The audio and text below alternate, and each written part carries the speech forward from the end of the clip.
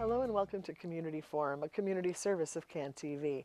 I'm your host, Karina. When you mention right away Uptown, a lot of people, and you can tell me if this is still the case, but I think a lot of people who were coming out of Reed, a lot of people who have been in mental hospitals, whose time runs up or money runs up or insurance runs up, a lot of people, and this is, I don't know if this is really like a bad way to say, but in the community we've heard people say, well, it's sort of the dumping ground Yeah, it is.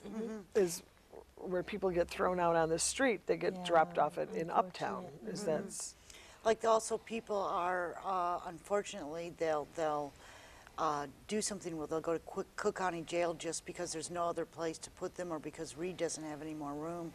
And in the old days, I think around the 20s, they gave everybody from Cook County Jail and from the mental institutions one bus token. That's all they were given, and no services, no access to everything. And the bus line ended up in Uptown, which is why there are so many of us. I'm a consumer, and I also have worked for 12 and a half years part-time as a prosumer. But they gave everybody one bus pass, and they wound up in Uptown, and that was the end of the bus route. So that's how it became the dumping ground. It was just the end of the bus route. It's like the bus stops here, so everyone get off the bus and go figure out what you're going to do now. It's a really interesting neighborhood. I mean, in terms of there's so much of so much history, like the Aragon and the movie theaters. It's actually making a comeback though. They have a lot of new businesses and like Inspiration Cafe helps people out, and a lot of the people, like the consumers, I know people from being homeless. I was homeless for a year and a half, and then I was found by C4 and by people who connect me to services, and a lot of us know each other. So while it appears to be unsafe, it's a changing neighborhood, and it's for the better now. And I think it's because we do have so many social workers out there walking around. And this year is our 4th annual C4 Miles walk and run, and you can walk, I think, 2 miles, right? Yes, it's a 2-mile walk and a 4-mile run. Okay, so that's not too bad. A lot of people can walk a couple of miles. Where is it going to be? From what point to what point? It's at Montrose Harbor. Okay. So just kind of in that general area along the lake. Very good. And it's being held on May 22nd, so hopefully the weather will be nice and Yes. spring will We've had one heck of a spring this year. I don't think spring has actually started. It was Tuesday. Right, when it was 30 degrees. We have 2 days of spring, I think, and that's about it. Right, you missed it? Were you home that day? Yeah, so hopefully by May everything will be beautiful. And it should be beautiful. And Montrose Harbor is actually also doubles as a bird sanctuary. So a lot of the birds, it sounds silly, but for those who are involved in nature, a lot of the birds will be flying in there too, which sounds silly. And the reason But why it's we beautiful. Yeah, it is beautiful It's a gorgeous along the lake over there. And a lot of times people are not aware that May is the National Mental Health Awareness Month. We want to invite everyone to even include their family, because it's very family oriented, the C4 Miles. And last year we had like 600 participants, and it's grown. We've only been in existence for 4 years, and this year we're expecting like 750 to 1,000. And the runners and walkers, they bring their children, and there's food. It's like plenty to do. We have activities for the kids, and it's just really a fun thing. Now, is this the kind of walk where people get sponsored to walk and it's a fundraiser? Yes, it's a fundraiser for C4. Okay, I cut you off. I didn't mean to. Oh, I was going to say one big addition this year is that we have the option for teams. So if a group of friends just think, oh, hey, why don't we do this for a good cause, and we can go for a walk. It's just a 2-mile walk, and be outside, be active, and it just would be hanging out, and they have food there. So that's another really great addition we have to C4 Miles this year. Great. And so it's an opportunity for people to say to their friends and their family, hey, I'm going to do this 2-mile walk. How much will you sponsor me for if I walk the 16 blocks? And the 16 blocks for depression, it's to let people know that, hey, it exists. And it's okay to admit that you deal with that form of mental illness, depression. It affects everyone.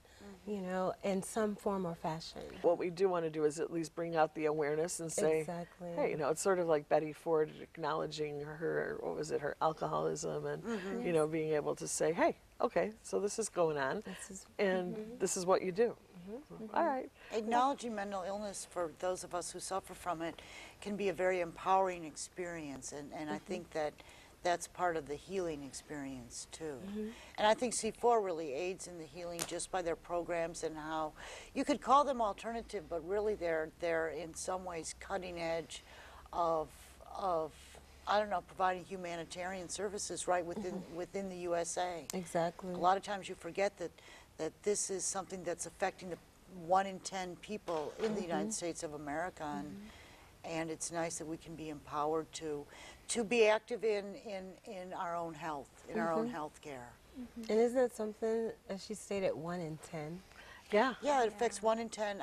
I believe families. I'm not sure, either 1 in 10 people or 1 in 10 families, and you know, it just gets hidden under the rug, and there's really no reason for it. And then you feel ashamed and you're embarrassed and you don't want to go out, or people will mention mental health without knowing what is really behind it all. And I think sometimes there's a if you don't know, I think sometimes scary. Well, it's scary, but there's also, you know, what we were talking about, minimalizing and saying, oh, they're just moody. You know, oh, they're having one of their Bad day. spells. You know, one of their spells where they don't want to do anything. You know, they'll get over it, and sometimes they don't. Or even Yeah. being depressed, people saying, well, they're just lazy. It's not that Right. they're lazy, they're depressed. You know, and they haven't been diagnosed. Yeah.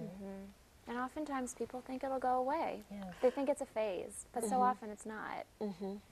Or it goes away and then it comes back. You know, we see people who suffer for depression and they have, like, you know, they have times in their life. And, you know, it's so amazing that we live in a time right now where there's medications that are available, where there's Right, oh, treatment that's yes. available, and that, you know, you don't have, you know, you don't have to suffer through it. You can, you know, you can become aware and say, oh, I think this has a Yeah. name. And a lot of the pharmaceuticals, like in particular, Lilly does a wonderful job actually working with the clients and supporting mental health, community mental health centers. And I think that economically they found that the harm reduction principle and working with community mental health centers is really is economically feasible. I mean, it's much less expensive than just locking people up and read. I mean, what kind of lifestyle is that for them?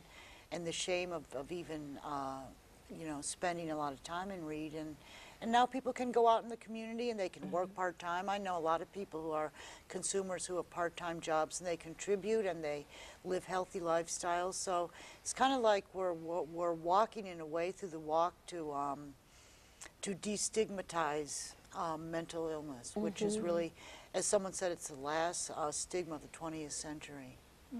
Yeah. Less issue of stigma. That's really interesting. And you know, one of the things about it too is that you can't see it.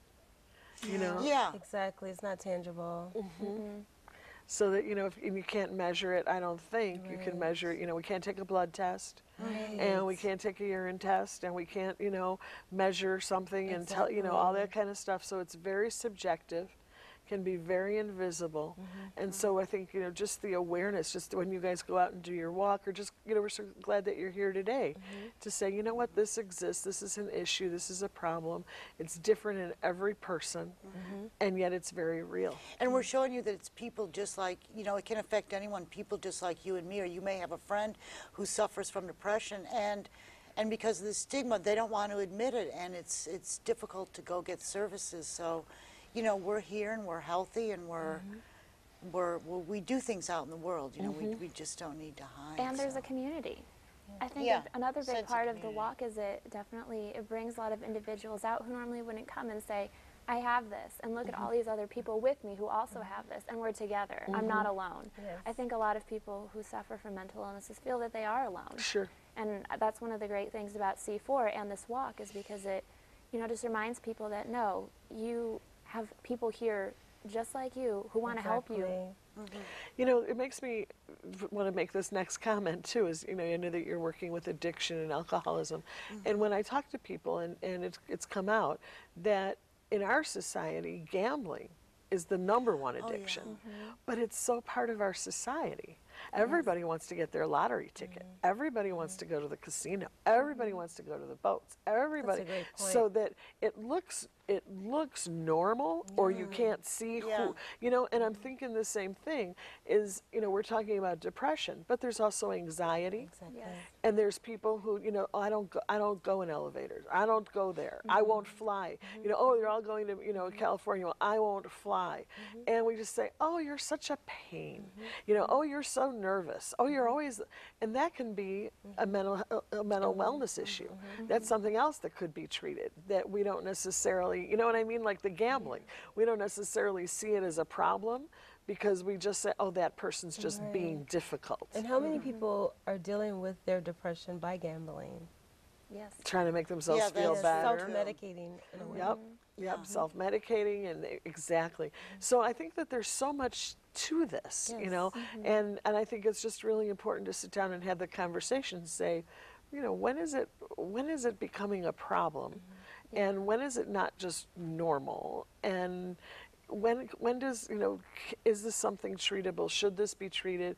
Just to be able to open up the lines of communication and talk about it, Exactly. I think is And so also helpful. something that's new these days is PTSD. A lot of people Yes. are having that for many different reasons, I guess sociological reasons, or some people from the military, and they're just beginning to acknowledge that this, it's not a personal weakness, it's an illness. And actually, I would rather have some of the forms of mental illness than have like cancer or some kind of diagnosis that is much more Not difficult. curable. Yeah, not curable. And just for those of us who are the alphabet soup of mental health, PTSD is post-traumatic stress disorder, and a lot of times I know at Quetzal, in part of C4, you work with sexual assault. Well, there, so many people are getting thrown in that PTSD, that post-traumatic stress. That whole post-traumatic stress, if I'm not mistaken, started after the Vietnam War, Yes. when they needed, where these guys were coming back, and they were not the same. Yeah, They were paranoid. They had nightmares. They were, they were hitting people in their sleep. They were, there was so much. And we said, we need a diagnosis for that. So this post-traumatic stress disorder, perfect. But now today, if a woman's been raped and she's showing a lot of the same things, she's got post-traumatic stress disorder. Someone who was sexually assaulted, post-traumatic stress. I bet you in the next 5-10 years, we're going to have more breakdown on that category as well, where we'll be able to look at more syndromes and more awareness and fine-tune what kind of stress, what kind of trauma.